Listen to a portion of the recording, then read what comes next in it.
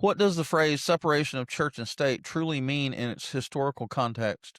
So the separation of church and state, as I mentioned earlier, it's not what people think. In this day and age, people think the separation of church and state means that religion has no place in politics or in public affairs. That is not what the founders intended by and large. What it means is each colony had their different denomination. And let's say you were a Baptist living in Anglican Virginia and you're paying taxes, and a portion of that is going to the Anglican church. That's going to disturb you or bother you because that's not your denomination.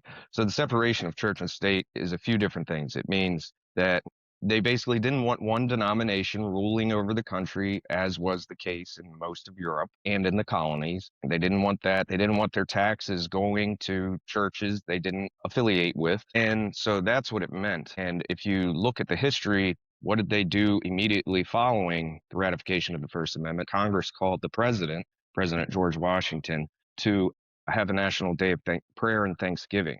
So it's not a black and white subject where we have chaplains in Congress, we have 10 commandments in different buildings and all kinds of different things that it's not exactly a clear cut line where it's, oh, we're not an atheistic government. We're not communist. So it's not freedom from religion, it's freedom of religion. Well, I think as an American, we appreciate that right. Yes, We we don't should. we don't like a government entity going, "Oh, you have to be Anglican or you have to be Buddhist or you have to be Of this or course. that." Right. Just like we like for them to stay out of our pockets and quit robbing us blind, we don't want them telling us where we can go worship on Sunday. Amen. That's right.